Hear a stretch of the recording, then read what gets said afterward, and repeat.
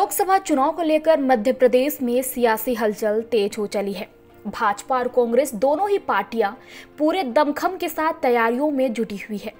BJP ने प्रदेश की सभी 29 लोकसभा सीटों पर जीत हासिल करने का लक्ष्य रखा है। वहीं एक ताजा ओपिनियन पोल के मुताबिक मध्य प्रदेश में भाजपा 29 सीटों पर जीत हासिल कर सकती है। वहीं कांग्रेस के पास मौजूद इकलौती सीट भी उसके खाते से जा सकती है। हालांकि अगर सियासी समीकरणों को देखें तो कुछ सीटों पर कांग्रेस अच्छी स्थिति में है, वहीं भाजपा कमजोर स्थिति में है। हम आपको मध्य प्रदेश की उन लोकसभा सीटों के बारे में बताने जा रहे हैं जिन पर कांग्रेस को जीत मिलने की संभावनाएं हैं। कांग्रेस नेताओं को कहना है कि उम्मीदवारों की सूची जल्द आ जाएगी। कुछ दिन पहले पूर्व सीएम कमलनाथ ने कहा कि लोकसभा की 12-13 सीटें जीतेंगे। कांग्रेस नेताओं के दावे से इतर विधानसभा चुनाव के जो नतीजे आए हैं उससे यह संकेत है कि मध्य प्रदेश के कुछ हिस्सों में कांग्रेस पार्टी की स्थिति मजबूत है।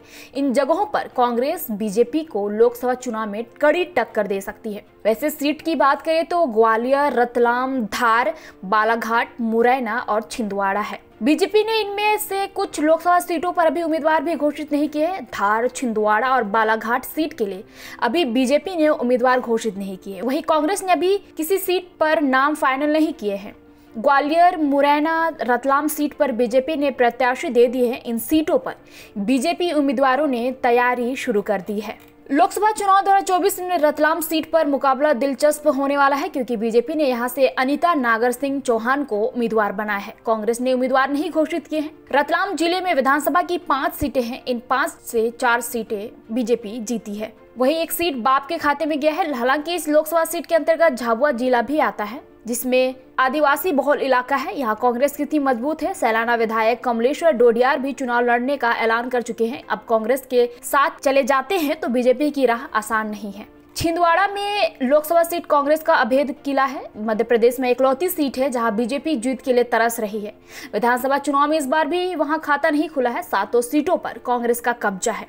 वही कांग्रेस नेता कमलनाथ कह चुके हैं कि नकुलनाथ ही यहां से लोकसभा चुनाव लड़ेंगे। बीजेपी ने अभी तक उम्मीदवार यहां पे घोषित नहीं किए हैं। मुरैना लोकसभा सीट से विधानसभा अध्यक्ष नरेंद्र सिंह तोमर सांसद थे। उनके इस्तीफे के बाद सीट खाली हो गया। इस बार बीजेपी ने यहां से शिवमंगल सिंह तोमर को उम्मीदवार बनाया है। विधानसभा चुनाव के दौरान मुरैना लोकसभा सीट के अंदर आने वाले 8 में से 5 सीटों पर कांग्रेस ने जीत हासिल की है।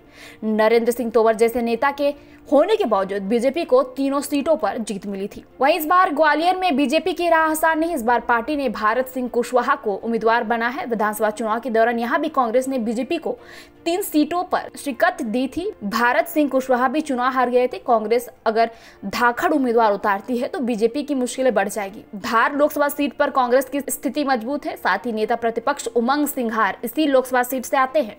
विधानसभा चुनाव के दौरान कांग्रेस को यहां 5 सीटों पर जीत मिली थी। शायद यही वजह है कि बीजेपी ने अभी तक यहां उम्मीदवार फाइनल नहीं किए। गौरतलब है कि इन समीकरणों को देखते हुए बीजेपी भी अपनी कमजोरी पर मेहनत कर रही है। लगातार पार्टी के बड़े नेता यहां एक्टिव है। साथ ही बूथ को मजबूत करने पर जोर दे रहे हैं। बीजेपी ने इस बार 29 की 29 सीटें जीतने का दावा कर रही है।